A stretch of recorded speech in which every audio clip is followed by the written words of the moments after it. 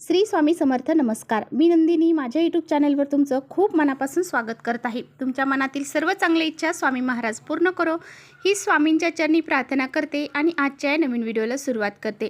तर आज वार आहे शनिवार आणि आजच्या दिवशी आलेली आहे चैत्र महिन्यातील कृष्ण पक्षातील संकष्टी चतुर्थी. चतुर्थी ही प्रत्येक महिन्यामध्ये येते, परंतु चैत्र महिन्यामध्ये ही चतुर्थी आल्यामुळे ह्या चतुर्थीचं महत्त्व हे अधिकच वाढलेलं आहे. आपल्या हिंदू धर्मामध्ये हे व्रत अत्यंत महत्त्वाचे मानले जाते. आपल्या हिंदू धर्मामध्ये गणपती बाप्पांना प्रथम पूजनीय मानलं जातं.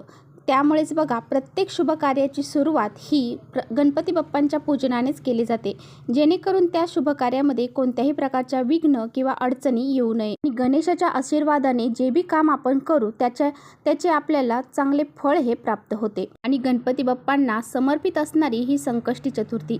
तर आपल्या सर्वांनाच माहीत आहे की गणपती बाप्पा हे विद्येचे त्याचबरोबर विघ्नहर्ता आणि सुखकर्ता आहेत. आणि बघा हे व्रत जर आपण केलं, संकष्टी चतुर्थीचं व्रत जर आपण केलं तर व्यक्तीच्या जीवनातील सर्व मनोकामना ह्या पूर्ण होतात असं म्हटलं जातं.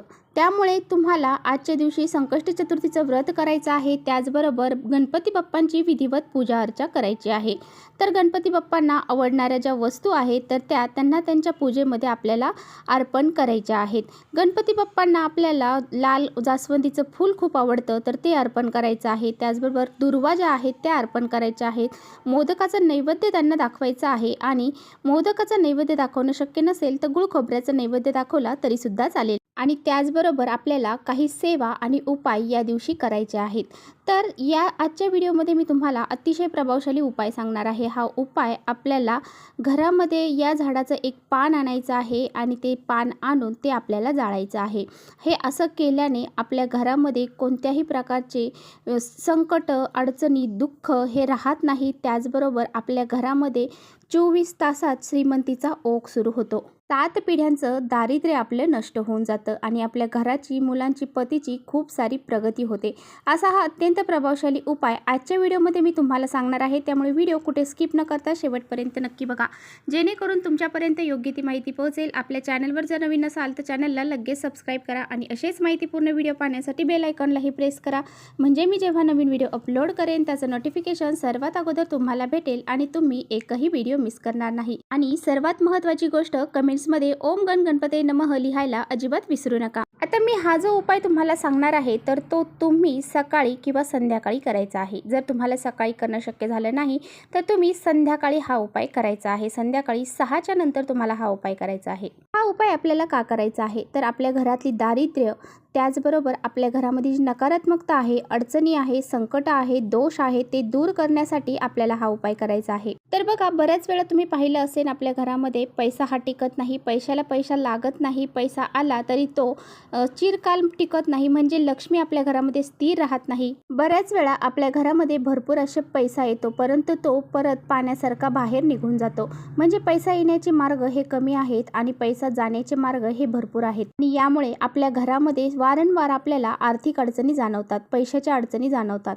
आणि अशा अडचणी जाणवू नये यासाठी आपल्याला असे ह्या विशिष्ट तिथींना असे हे उपाय आपण करायचे असतात.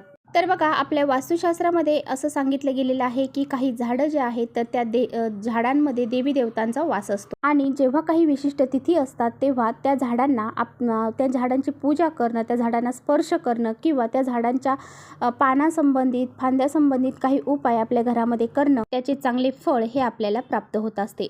म्हणूनच आपल्याला आजच्या दिवशी, तर आज संकष्टी चतुर्थी आहे, आज शनिवार आहे आणि शनिवार हा आपल्या हनुमानांना समर्पित आहे.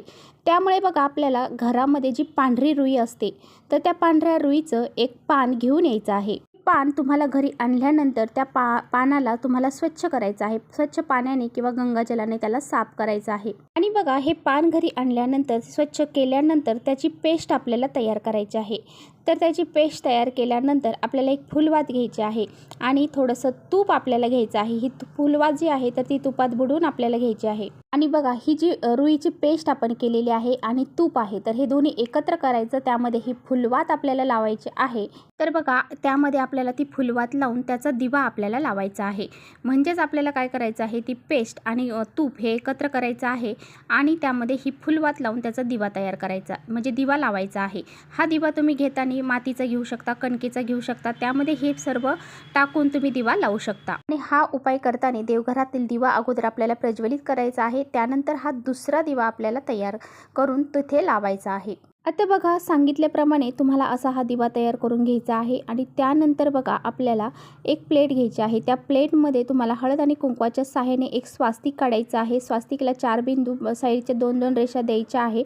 त्यावरती आपल्याला मुठभर तांदूळ किंवा मग मुठभर गहू टाकायचे आहेत आणि हा जो दिवा आहे तर तो आपल्याला त्या तांदळावरती किंवा गव्हावरती ठेवायचा आहे आणि तो दिवा आपल्याला आपल्या घरामध्ये, देवघरामध्ये जी गणपती बाप्पांची मूर्ती आहे त्याच्यासमोर लावायचा आहे। हा उपाय करण्या अगोदर तुम्हाला देवघरातील देवांची पूजा करून घ्यायची आहे, त्याचबरोबर गणपती बाप्पांची विधिवत पूजा करून घ्यायची आहे आणि त्यांना आवडणाऱ्या वस्तू त्यांना अर्पण करायच्या आहे आणि त्यानंतरच हा जो उपाय आहे तो करायचा आहे। आता बघा हा दिवा आपण देवघरामध्ये लावल्यानंतर आपल्याला गणपती बाप्पांचा ओम गण गणपती नमः या मंत्राचा 108 वेळा जप करायचा आहे आणि त्या गणपती बाप्पांना आपल्याला प्रार्थना करायची आहे की आपल्या घरातील जी नकारात्मकता आहे, इडापिडा आहे ती घराच्या बाहेर जाऊ दे, आपल्या घरामध्ये लक्ष्मी प्रवेश करू दे आणि लक्ष्मी हा आपल्या घरामध्ये स्थिर स्वरूपात राहू दे, अशी प्रार्थना आपल्याला गणपती बाप्पांना करायची आहे। जर तुम्ही हा दिवा सकाळी प्रज्वलित केला तर संध्याकाळी परत त्यामध्ये आपल्याला थोडंसं तूप टाकायचं आहे आणि हा दिवा परत एकदा प्रज्वलित करायचा आहे। संध्याकाळी केला असेल तर संध्याकाळी मग तुम्ही तो दिवा अशा पद्धतीने लावू शकता। आता बघा दुसऱ्या दिवशी काय करायचं। दुसऱ्या दिवशी ह्या दिव्यामधल्या सर्व गोष्टी आहेत तर त्यामध्ये 2 कापराच्या वड्या टाकायच्या आणि यामध्ये ते प्रज्वलित करून आपल्याला पूर्ण घरामध्ये हे सर्व फिरवायचं आहे आणि जे धान्य तुम्ही त्या दिव्याखाली ठेवलेलं आहे ते धान्य तुम्हाला पक्ष्यांना खाऊ घालायचं आहे। अशा पद्धतीने जर आपण हा उपाय केला तर आपल्या घरातील सर्व नकारात्मकता दूर होऊन जाते, आपल्या घरामधली जी अलक्ष्मी आहे ती घराबाहेर निघून जाते, आपल्या घरामध्ये लक्ष्मी माता प्रवेश करते आणि आपल्या घरामध्ये कधीही पैशाची कमतरता पडत नाही, आपल्या घरामध्ये श्रीमंतीचा योग हा सुरू होतो। रुईच्या पानामध्ये दैवी शक्ती आहे आणि हे पान जर आपण आपल्या घरामध्ये जर जाळलं तर आपल्या घरातील सर्व नकारात्मकता दूर होते। आणि पहा हनुमानांना रुईचं पान हे अतिशय प्रिय आहे, त्यामुळे हनुमानांना रुईचे पान जोपर्यंत आपण अर्पण करत नाही तोपर्यंत त्यांची पूजा ही पूर्ण होत नाही। म्हणूनच या दिवशी जर आपण हा उपाय केला तर आपल्याला याचं फळ हे निश्चितच प्राप्त होत असते। तर चला इथेच थांबवते माझा व्हिडिओ तुम्हाला थोडा जरी आवडला असेल तर नक्की लाईक करा, चॅनलवर नवीन असाल तर चॅनलला सबस्क्राईब करा। परत भेटूया अशा छानशा व्हिडिओसोबत, तोपर्यंत श्री स्वामी समर्थ।